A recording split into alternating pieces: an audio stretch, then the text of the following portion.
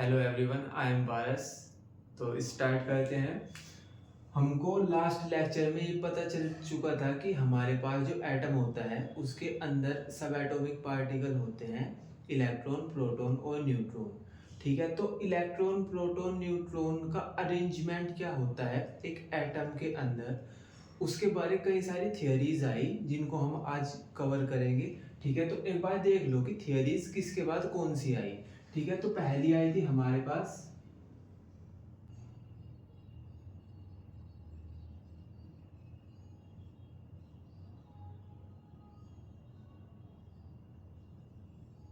ठीक है, तो पहला था हमारे पास थॉमसन मॉडल। उसके बाद आया हमारे पास रदरफोर्ड मॉडल।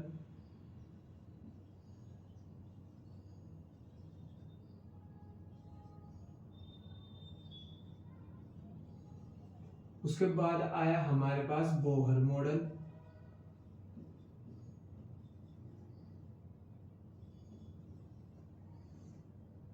फोर्थ नंबर पे आया हमारे पास जो क्वांटम मैकेनिकल मॉडल है।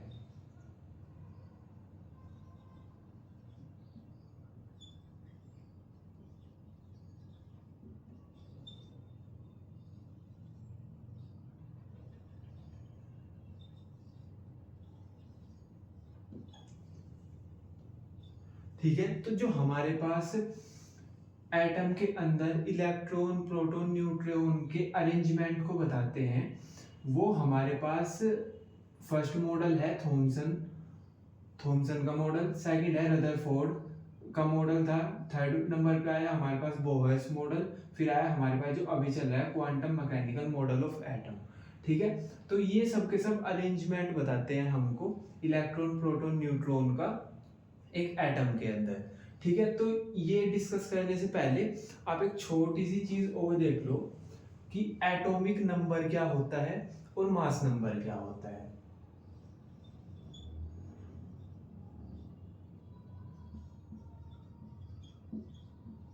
Atomic number and mass number.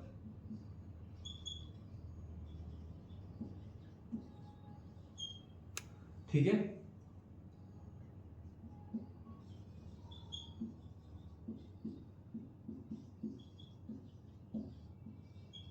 ठीक है, तो एटॉमिक नंबर क्या होता है, जितने हमारे पास एटम के अंदर प्रोटॉन होते हैं ना, जो नंबर ऑफ प्रोटॉन होते हैं, जो नंबर ऑफ प्रोटॉन होते हैं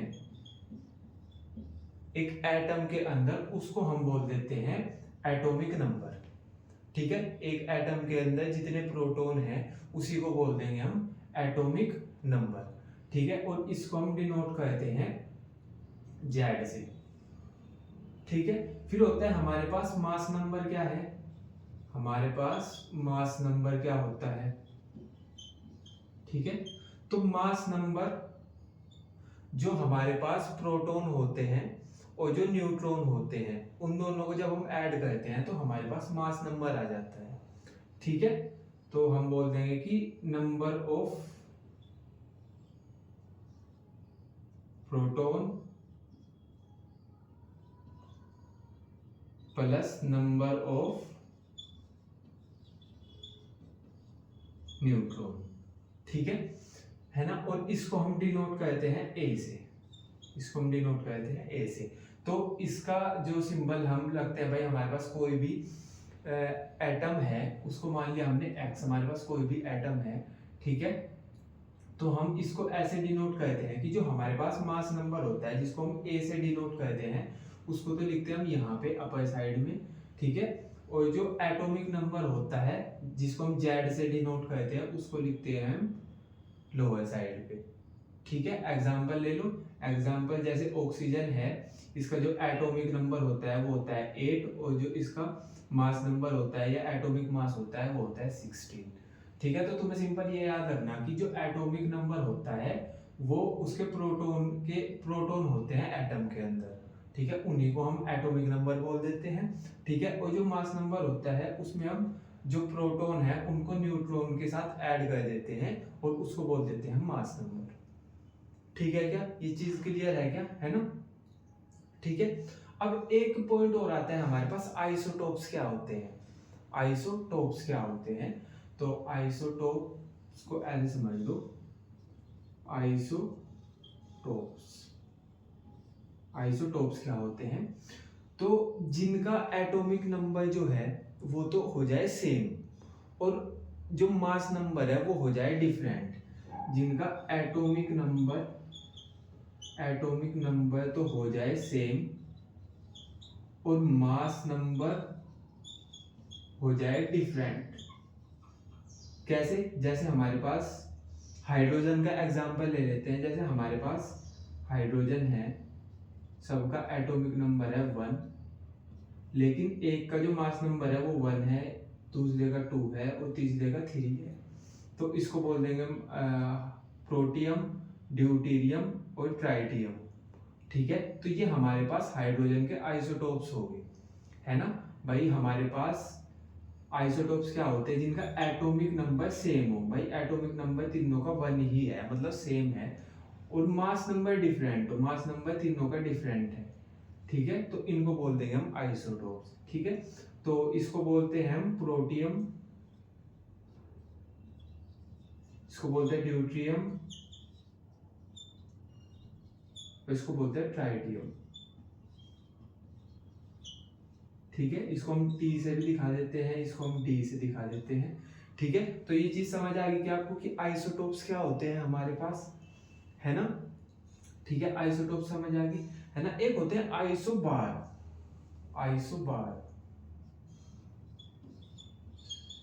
आइसोबार्स क्या होते हैं? ठीक है, आइसोबार में क्या होता है कि हमारे पास जो एटॉमिक नंबर होता है वो डिफरेंट होता है। जो एटॉमिक नंबर होता है वो होता है डिफरेंट, और जो हमारे पास मास नंबर होता है, वो होता है सेम। ठीक है, इसका एग्जांपल देख लो। जैसे हमारे पास कैल्शियम है, इसका एटॉमिक नंबर है वो है 20। ठीक है, और हमारे पास ऑर्गन है, इसका जो हमारे पास एटॉमिक नंबर है वो है 18। ठीक है, लेकिन इनका जो मास नंबर है दोनों का ही 40 होता है। ठीक है, तो ये होते हैं हमारे पास आइसोबार्स, जिनका एटॉमिक नंबर डिफरेंट हो, एक का 20 है, एक का 18 है, और मास नंबर सेम हो, दोनों का 40 है। तो इसको बोल देते हैं हम कि हमारे पास ये आइसोबार्स हो गए। ठीक है, आई चीज समझ, है ना। अच्छा, जो हमारे पास आइसोटोप्स है ना, आइसोटोप्स, इसकी कुछ एप्लीकेशन बता रखी है हमारी एनसीईआरटी में, कि जैसे हमारे पास जो यूरेनियम होता है ना, यूरेनियम का एक आइसोटोप्स होता है, वो हम न्यूक्लियर रिएक्टर में एज अ फ्यूल यूज करते हैं। ठीक है, तो जो यूरेनियम का जो आइसोटोप्स होता है उसको।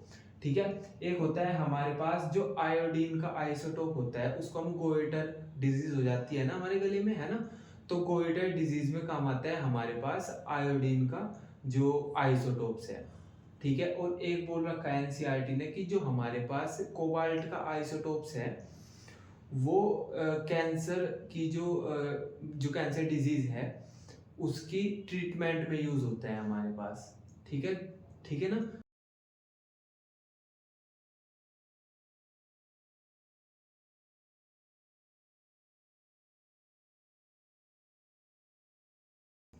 ठीक है, तो अभी हम देख लेते हैं कि जो हमारे पास फर्स्ट मॉडल था थॉमसन का मॉडल, है ना, एटॉमिक स्ट्रक्चर को लेके, उसको डिस्कस कर लेते हैं। तो हमारे पास फर्स्ट मॉडल है थॉमसन।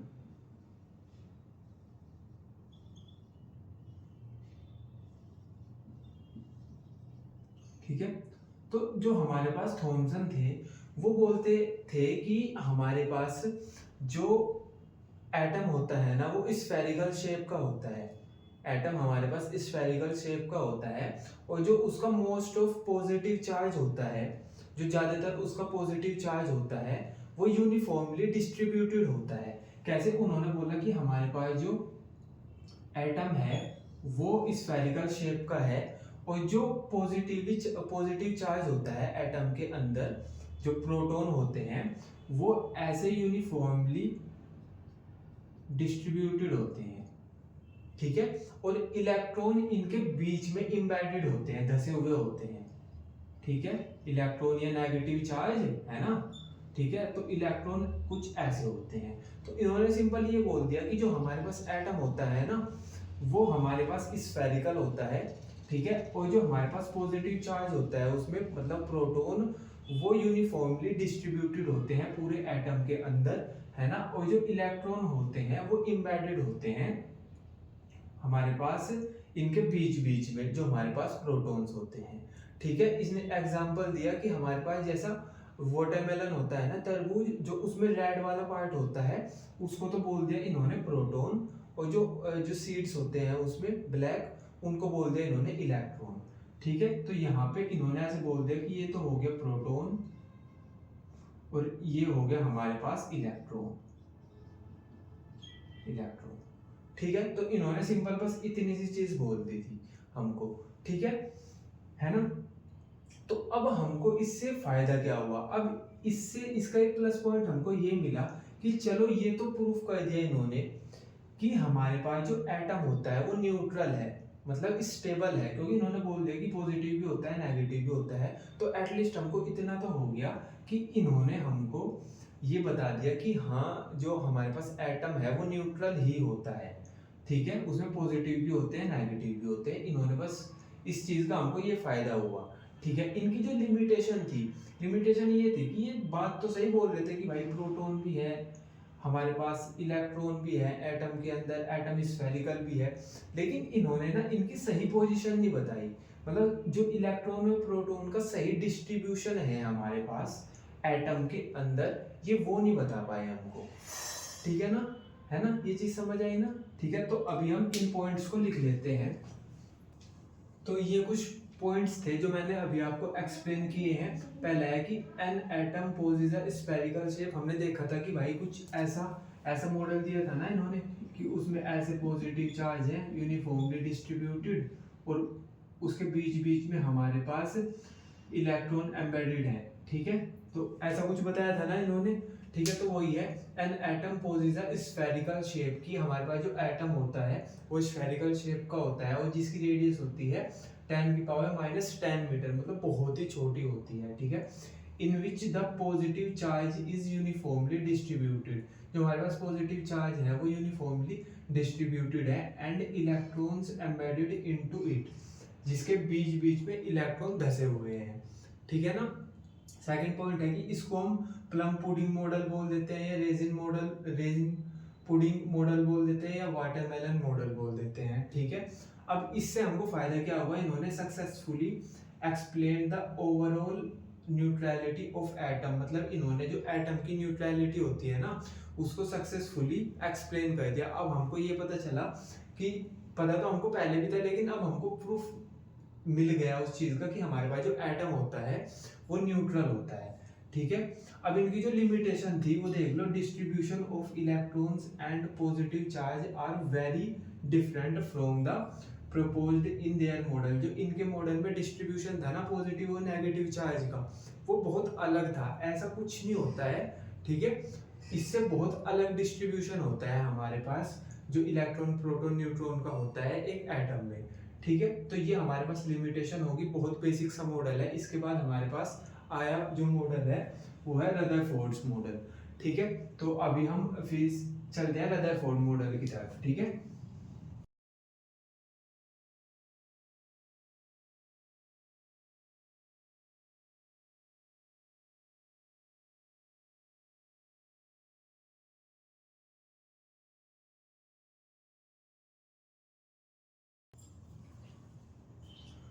तो जब हम रदरफोर्ड का मॉडल डिस्कस करेंगे ना, है ना, जब हम रदरफोर्ड का मॉडल डिस्कस करेंगे तो हमको ना, मैं बहुत फ्रीक्वेंटली एक टर्म यूज करूंगा अल्फा पार्टिकल, अल्फा पार्टिकल्स, ठीक है। तो आप पहले ये समझ लो कि अल्फा पार्टिकल्स क्या होते हैं, ठीक है। तो इसको ऐसे समझो कि हमारे पास ना कुछ एलिमेंट्स होते हैं और वो रेडिएशन इमिट करते हैं, ठीक है। कुछ एलिमेंट्स होते हैं वो रेडिएशन इमिट करते हैं, इस प्रोसेस को बोलते हैं हम रेडियो एक्टिविटी। और जो वो रेडिएशन इमिट कर रहे हैं एलिमेंट्स, जो एलिमेंट्स रेडियो इमिट कर रहे हैं उनको बोलते हैं हम रेडियो एक्टिव एलिमेंट्स, ठीक है। तो मैं ये बोल रहा हूँ कि हमारे पास कुछ एलिमेंट्स होते हैं वो रेडिएशन इमिट करते हैं, उन एलिमेंट्स को बोलते हैं रेडियो एक्टिव एलिमेंट्स, और जो हमारे पास वो प्रोसेस होती है उसको बोलते हैं हम रेडियो एक्टिविटी। ठीक है, तो जो वो रेडिएशन इमिट करते हैं वो 3 तरह की होती है। पहली होती है अल्फा पार्टिकल्स, अल्फा पार्टिकल्स। ठीक है, सेकंड होती है हमारे पास बीटा पार्टिकल्स। ठीक है, और जो थर्ड होती है हमारे पास वो होती है गामा रेज। ठीक है, तो 3 तरह की रेडिएशन इमिट करते हैं हमारे पास रेडियो एक्टिव जो एलिमेंट्स होते हैं। ठीक है, अब जो अल्फा पार्टिकल्स होते हैं, ठीक है, ये होते हैं पॉजिटिवली चार्ज। ठीक है, इन पे जो चार्ज होता है वो पॉजिटिव होता है। ठीक है, और बेसिकली जो हमारे पास हीलियम होता है ना, हीलियम, उसके न्यूक्लियस को ही हम बोल देते हैं कि अल्फा पार्टिकल। ठीक है, ये पॉइंट याद रखना। सिंपल सी चीज है यार कि जो हमारे पास अल्फा पार्टिकल होते हैं उन पे पॉजिटिव चार्ज होता है। ठीक है, और ये चार्ज वही होता है जो हीलियम के न्यूक्लियस पे होता है। तो हम सिंपल ऐसे भी बोल सकते हैं कि जो अल्फा पार्टिकल होते हैं ना, ये हीलियम का न्यूक्लियस होता है। ठीक है, अब जो होते हैं हमारे पास बीटा पार्टिकल, इन पे होता है नेगेटिव चार्ज। ठीक है, जैसे इलेक्ट्रॉन पे होता है, तो ये इलेक्ट्रॉन जैसे ही होते हैं। ठीक है, अब जो हमारे पास गामा रेज होते हैं ये होते हैं न्यूट्रल, इन पे कोई चार्ज नहीं होता, ये न्यूट्रल होती है, पर इनकी एनर्जी बहुत ज्यादा होती है। ठीक है ना, इनकी एनर्जी हाई होती है, इनकी एनर्जी होती है वो हाई होती है। ठीक है, तो अब जो हमारे पास तीनों अल्फा पार्टिकल्स भी है, बीटा पार्टिकल्स भी है और गामा रेज भी है, तो जो सबसे ज्यादा पेनिट्रेशन पावर होती है, मतलब आर पार करने की जो पावर होती है किसी भी चीज को, वो अल्फा पार्टिकल्स की सबसे कम होती है, फिर होती है बीटा की, फिर होती है गामा की। तो ये पॉइंट याद रखना। जैसे मेरे पास एक पेपर है, मैं उसमें से अल्फा पार्टिकल्स को आर पार कराना चाहता हूँ, तो वो आर पार हो जाएगा उससे। ठीक है, क्योंकि पेपर को तो ये पार कर लेगा। ठीक है, लेकिन अगर मेरे पास कोई हैवी मेटल की फॉइल है, हैवी मेटल की फॉइल है, तो उसको अल्फा पार्टिकल नहीं पार कर पाएगा, बीटा कर लेगा। अगर कोई उससे भी हैवी है तो बस गामा पार करेगा, उसको गामा पेनिट्रेट करेगा, बीटा और अल्फा उसको नहीं कर सकता। ठीक है, तो बेसिक सी चीज आपको इतनी याद रखनी है कि जो हमारे पास अल्फा पार्टिकल होते हैं वो पॉजिटिवली चार्ज होते हैं, हीलियम का जो न्यूक्लियस होता है बेसिकली वही होता है अल्फा पार्टिकल्स।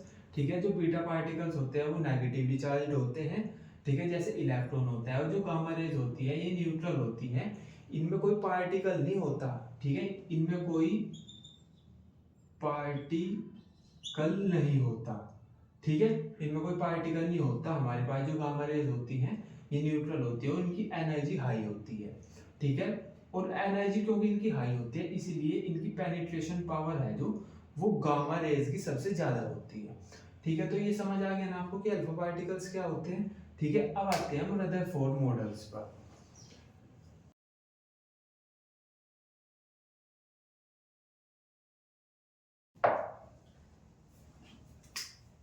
तो रदरफोर्ड मॉडल्स आया, पहले रदरफोर्ड ने एक एक्सपेरिमेंट किया, तो वो एक्सपेरिमेंट देख लेते हैं।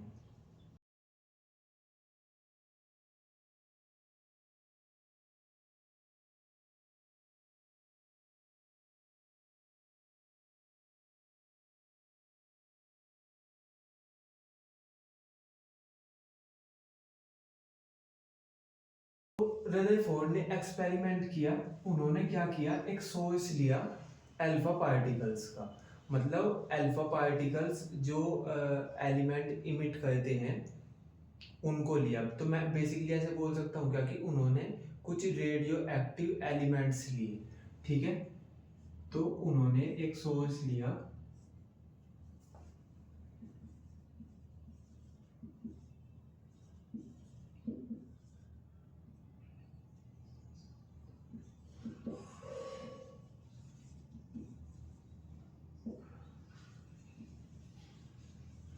ठीक है, तो हमारे पास ये जो हमारे पास सोर्स है ये अल्फा पार्टिकल्स को इमिट करेगा। ठीक है, फिर इन्होंने क्या किया कि एक गोल्ड की फॉइल ले ली, एक गोल्ड की फॉइल ले ली इन्होंने, ठीक है, सिंपल ही बना लेते हैं।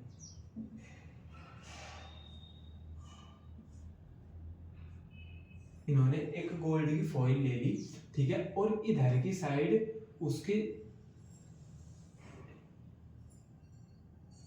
ठीक है, और इधर की साइड हमने क्या लगा दी, फ्लोरेसेंट मटेरियल की बनी हुई शीट यूज कर ली हमने।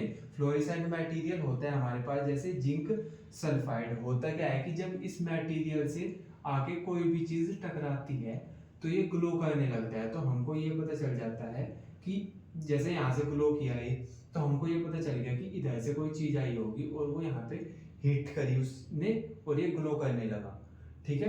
तो हमने क्या किया, हमने बेसिक सी एक गोल्ड फॉइल ले ली, ठीक है, उसके हमने चारों तरफ लगा दिया, मतलब 3 तरफ उसके हमने लगा दी एक जिंक सल्फाइड से बनी हुई शीट, ठीक है। जिंक सल्फाइड क्या होता है, फ्लोरेसेंट मटेरियल होता है, ठीक है। और फिर हमने यहाँ से अल्फा पार्टिकल को इस पे डालना स्टार्ट किया, ठीक है, अल्फा पार्टिकल को फिर हमने इस पे डालना स्टार्ट किया, ठीक है। तो हमने ये हमने ऑब्जर्व किया कि जो कुछ अल्फा पार्टिकल्स थे, कुछ नहीं बहुत सारे अल्फा पार्टिकल्स ऐसे सीधे चले गए, मतलब ऐसे सीधे चले गए, बहुत सारे अल्फा पार्टिकल्स थे वो सीधे चले गए, मतलब जैसे इधर से आए, जो हमारे पास गोल्ड की फॉइल थी, मतलब जो गोल्ड की पतली सी पन्नी थी, है ना, उससे वो आर पार चले गए सीधे, है ना, बहुत सारे, ठीक है। लेकिन कुछ ना हल्के से डेविएट हो गए, ऐसे हल्का सा उन्होंने मतलब उनको सीधे जाना था ना, पर वो ना हल्के से डेविएट हो गए, ठीक है। अब डेविएशन हुआ कैसे हो भाई, नॉर्मल सी चीज है, जो हमारे पास अल्फा पार्टिकल है ना, अल्फा पार्टिकल होता है पॉजिटिवली चार्ज, वो मैंने अभी आपको बताया भी था कि जो अल्फा पार्टिकल होता है वो पॉजिटिवली चार्ज होता है, ठीक है। अब अगर कोई पॉजिटिवली चार्ज पार्टिकल है हमारे पास, पॉजिटिवली चार्ज पार्टिकल है, वो कब डेविएट करेगा, वो तब डेविएट करेगा जब उसके पास कोई पॉजिटिव चार्ज आ जाएगा, तो फिर ये रिपल्सन शो करेगा ना। तो फिर अगर इसको ऐसे जाना होगा ना तो ये थोड़ा सा डेविएट कर जाएगा। ये चीज समझ आई ना भाई, हमारे पास जो अल्फा पार्टिकल था वो था पॉजिटिव, तो जब ये किसी पॉजिटिव चार्ज के आसपास से जाएगा ना तो ये ना रिपल्सन शो करेगा और ये डेविएट हो जाएगा, मतलब कुछ एंगल मुड़ जाएगा। जैसे अगर सीधे जा रहा था ना ये, तो सीधे जाते जाते ये कुछ ऐसे हो जाएगा, ठीक है। तो इससे हमने ये देखा कि कुछ तो भाई बिल्कुल सीधे ही चले गए, जो हमारे पास कुछ अल्फा पार्टिकल्स थे वो तो सीधे ही चले गए।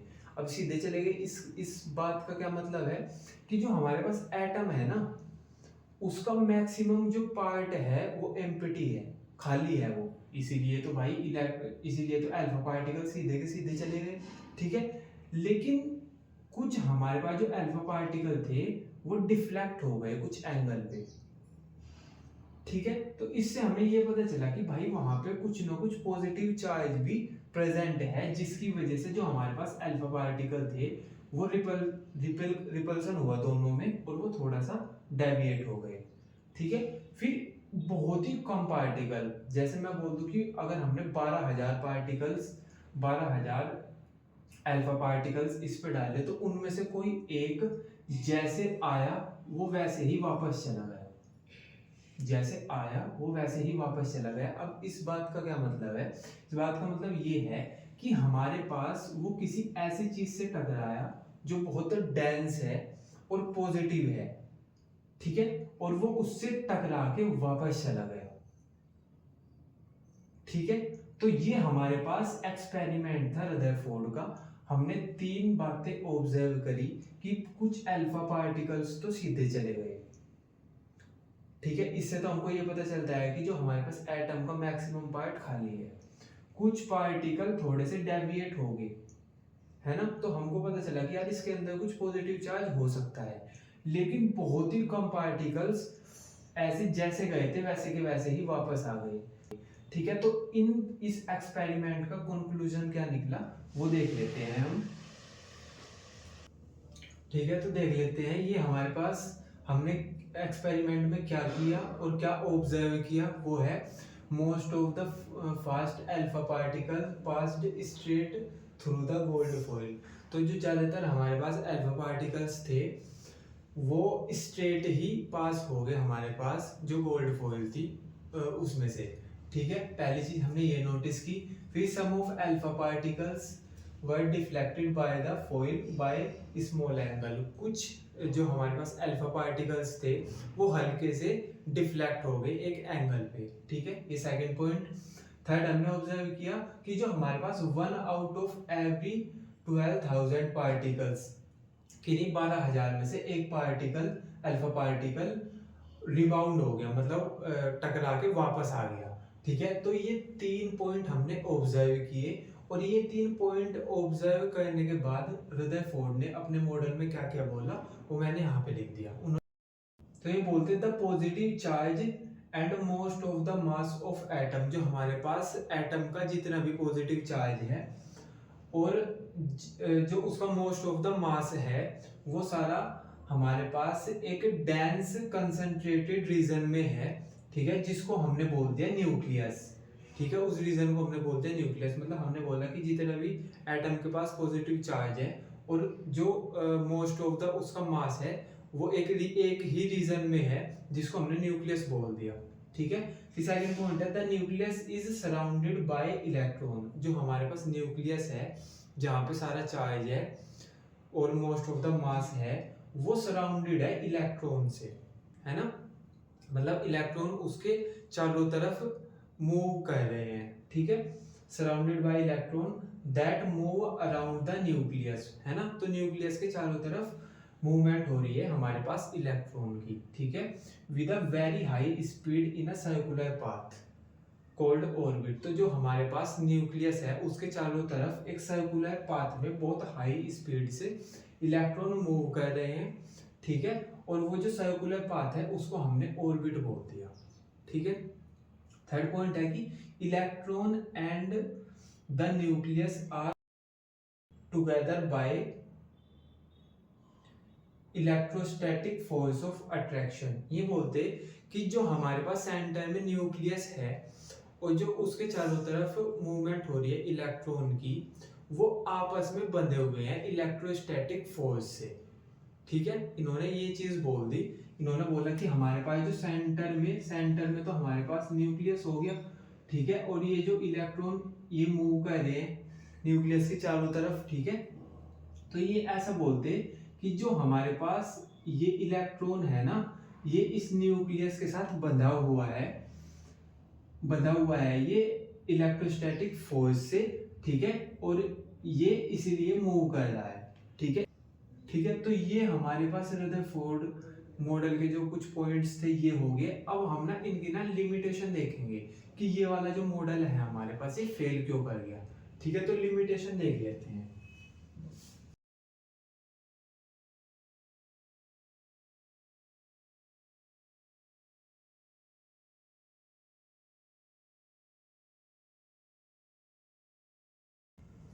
तो ये हमारे पास कुछ लिमिटेशन है जिनके चलते एटॉमिक मॉडल्स है जो हमारे पास रदरफोर्ड का वो फेल कर गया, है ना। तो देख लेते हैं। Could not explain the stability of atom. जो हमारे पास रदरफोर्ड थे वो स्टेबिलिटी एक्सप्लेन नहीं कर पाए हमारे पास जो एटम की थी। क्यों?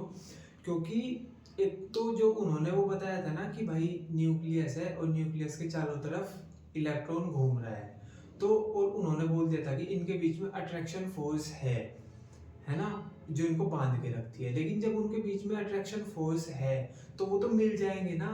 तो जो हमारे पास एटम है वो स्टेबल कैसे रहा, वो तो मिल गए, है ना।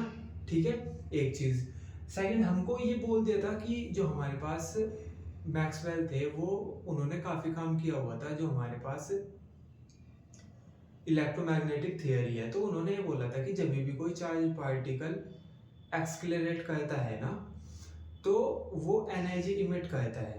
अब वो जब एनर्जी इमिट करता है तो उसकी रेडियस कम होती चली जाती है। अब अगर हम बात करें इसकी, जो रदरफोर्ड ने हमको बताया था ये ऐसे ही तो बोल रहे थे कि हमारे पास एक पॉजिटिव चार्ज है और हमारे पास एक इलेक्ट्रॉन इसके चारों तरफ घूम रहा है। तो अगर हम मैक्सवेल की सुने तो जब हम इलेक्ट्रॉन इसके चारों तरफ घूमेगा क्योंकि ये नेगेटिवली चार्ज पार्टिकल है तो जब ये एक्सक्लेरेट करेगा तो इसकी रेडियस कम होती चली जाएगी, और जब ये कम होती चल जाएगी तो फाइनली ये आके सेंटर पे न्यूक्लियस के पास आ जाएगा इलेक्ट्रॉन, और ये फ्री से मिल जाएगा, है ना। तो फिर ये एटम स्टेबल कैसे हुआ, ठीक है। तो हम बोल देंगे कि जो हमारे पास रदरफोर्ड का मॉडल था वो could not explain the stability of atom, वो हमारे पास एटम की स्टेबिलिटी को एक्सप्लेन ही नहीं कर पाए, ठीक है। फर्स्ट पॉइंट तो ये था। Second point, it says nothing about electronic structure of atom, जो हमारे पास एटम के अंदर इलेक्ट्रॉन होता है ना तो इन्होंने उसकी पोजीशन बताई, ठीक है, ना इन्होंने उसकी बताई कि उसकी एनर्जी कितनी होती है। तो हम ऐसा बोल सकते हैं कि इन्होंने इलेक्ट्रॉनिक स्ट्रक्चर नहीं बताया हमको, ठीक है। थर्ड पॉइंट ये है कि dual character of electromagnetic radiation, अभी हमको ये नहीं पता, मतलब अभी हम नेक्स्ट लेक्चर में डिस्कस करेंगे कि इलेक्ट्रोमैग्नेटिक रेडिएशन क्या होती है, अभी हमने इनको नहीं पढ़ा। लेकिन बस आप याद रखना कि जो हमारे पास रदरफोर्ड का मॉडल है उसने हमको इलेक्ट्रोमैग्नेटिक रेडिएशन के डुअल नेचर के बारे में कुछ नहीं बताया, ठीक है। फोर्थ पॉइंट ये है कि जो हमारे पास एटॉमिक स्पेक्ट्रल इमिशन लाइंस होती है, ये भी हमने नहीं पढ़ा, आगे के लेक्चर में हम डिस्कस करेंगे। तो इनके बारे में हमको जो रदरफोर्ड के मॉडल था उसने कुछ नहीं बताया, ठीक है। तो देख लेते हैं, experimental result regarding atomic spectral emission lines could not be explain, ठीक है। तो इन्होंने बेसिकली इन दो चीजों के बारे में तो हमको कुछ बताया ही नहीं, ठीक है। ये थर्ड था कि इन्होंने इलेक्ट्रॉनिक स्ट्रक्चर के बारे में भी हमको कुछ नहीं बताया, इन्होंने स्टेबिलिटी के बारे में बताया। लेकिन अगर हम इलेक्ट्रोस्टैटिक फोर्स को देखें और हम मैक्सवेल की गई थियरीज की बात करें, मैक्सवेल ने जो हमको बातें बताई हुई थी उसकी बात करें, तो ये फर्स्ट वाला पॉइंट भी गलत हो गया, मतलब ये एटम की स्टेबिलिटी भी नहीं बता पाए, ठीक है ना। तो ये सब इन सब के चलते हमारे पास जो रदरफोर्ड का मॉडल था वो फेल हो गया, ठीक है। इसके बाद पढ़ते हैं हम कि जो बोहर्स का एटॉमिक मॉडल है वो डिस्कस करेंगे हम नेक्स्ट लेक्चर में।